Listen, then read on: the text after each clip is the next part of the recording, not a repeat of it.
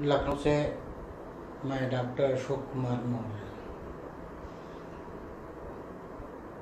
आप लोग डाइल्यूशन में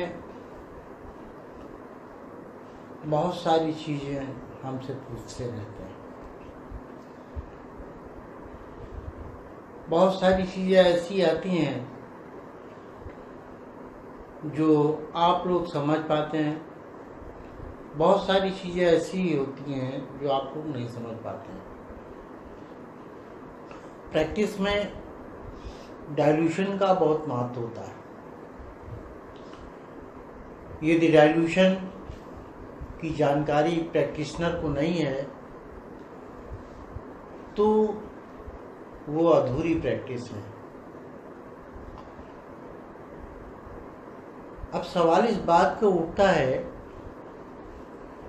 कि डाइल्यूशन किसे कहते हैं।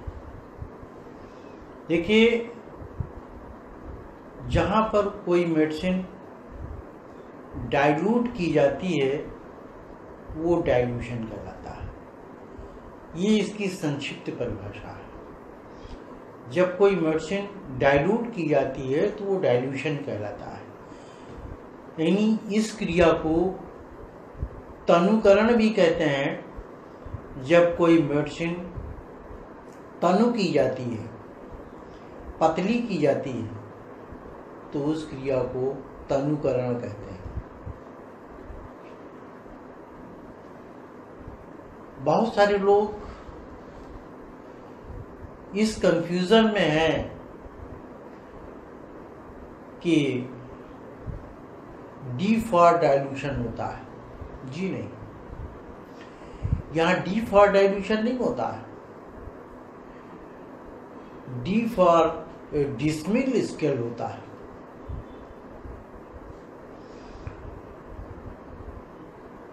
सी फॉर सेंटीसिमल स्केल होता है और एम फॉर मिलीबस स्केल होता है। बहुत सारे लोग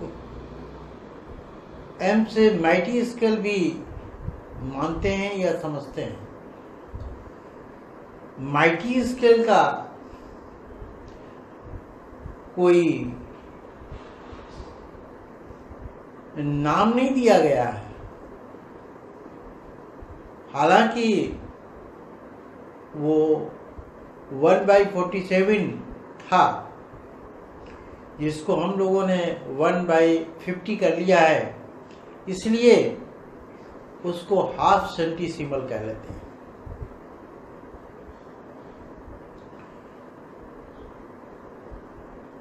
कुछ लोग डी स्केल के डाइल्यूशन प्रयोग करते हैं, यानी D1, D2, D3। कुछ लोग माइटी स्केल के डाइल्यूशन प्रयोग करते हैं, जिसमें first dilution, second dilution, third dilution. कुछ लोग हैं जो सेंटीसिमल के डाइल्यूशन प्रयोग करते हैं, यानी 1/99 के। हालांकि पहले सेंटीसिमल के डाइल्यूशन बहुत कम प्रयोग किए जाते थे। जो प्रयोग करते थे उनमें कुछ ही लोग थे जो इसकी टेस्ट को जानते थे। लेकिन आज बहुत सारे लोग सेंटीसिमल का प्रयोग करने लगे क्योंकि इसके रिजल्ट अच्छे मिलते हैं। हालांकि माइटी का डाइल्यूशन 147 या 149 भी खराब नहीं है, बहुत अच्छा है। डी स्केल भी बहुत अच्छा है। कोई डाइल्यूशन, कोई स्केल खराब नहीं होता। यहां पर एक चीज जानना आवश्यक है, वो ये है कि इन डाइल्यूशनों में संबंध क्या होता है।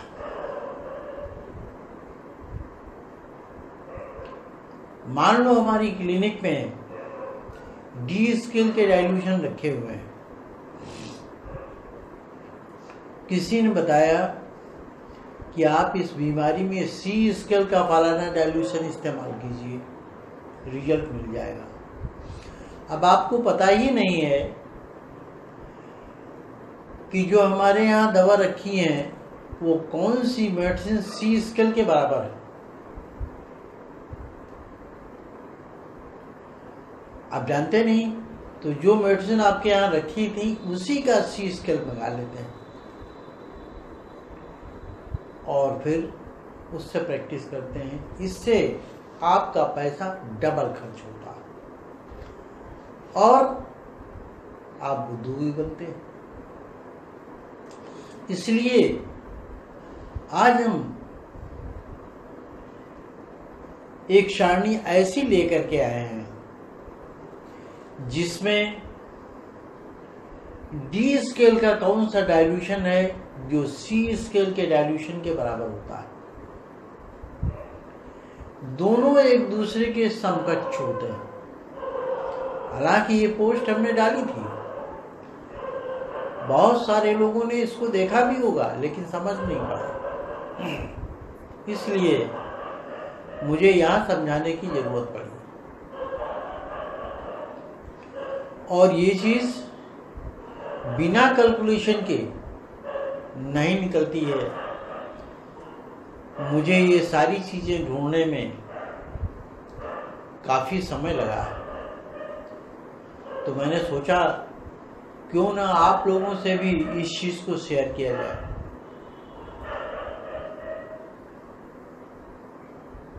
जब शेयर करेंगे तभी आप लोग उस विषय को समझेंगे। आप लोगों में एक विशेष कमी नजर आती है मुझे। जब मैं कोई पोस्ट डालता हूं तो आप उस पर कमेंट नहीं करते,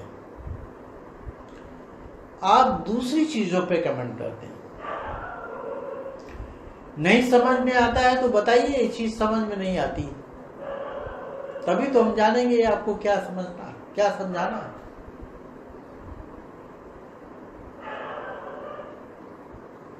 वैसे मुझे पता ही नहीं चलेगा आप लोगों को क्या समझाना है।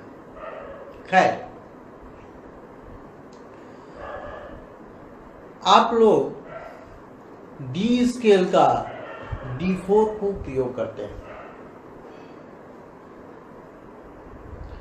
हर आदमी की जीभ पे रटा हुआ है D4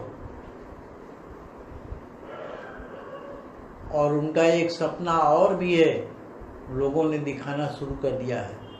सेंटीसीमल के मेडिसिन भी खरीदिए, ये उससे ज़्यादा अच्छा काम करती है। मैं भी कहता हूँ कि ज़्यादा अच्छा काम करती हूँ, लेकिन वो मेडिसिन खरीदिए जो आपके पास नहीं है।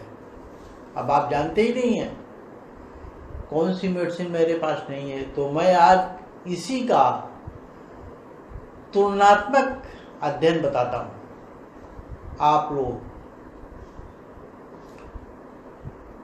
कॉपी और पेन लेकर के बैठ जाइए और लिख लीजिए।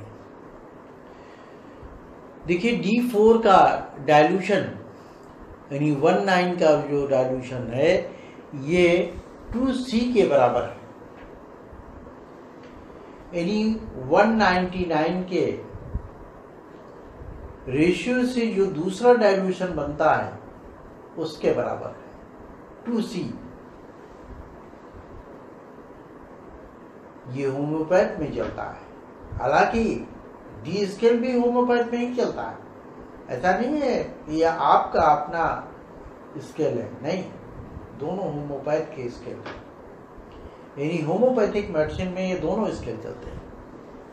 तो फिर से सुन लीजिए, D4 का जो डाइल्यूशन है वो सेंटीसीमल के 2C के बराबर होता है।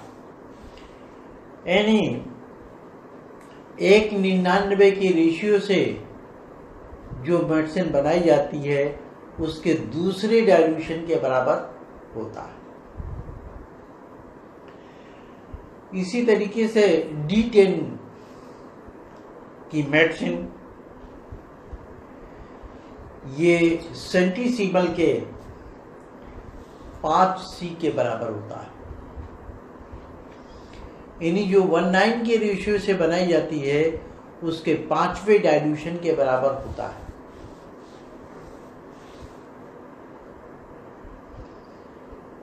यानी चाहे आप D10 दीजिए, चाहे 2 नंबर की मेडिसिन सेंटीसीमल की दीजिए, एक ही काम करेगी, क्योंकि दोनों में मेडिसिनल पावर एक है।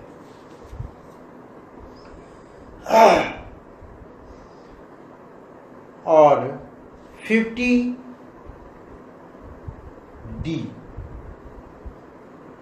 ये मेडिसिन 25C के बराबर काम करती है।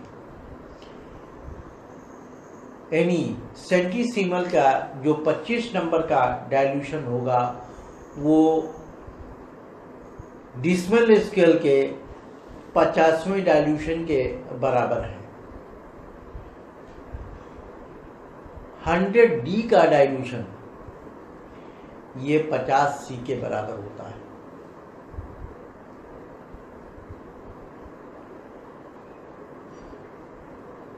अब आप कहेंगे C की ये पोटेंसी हमने सुनी ही नहीं।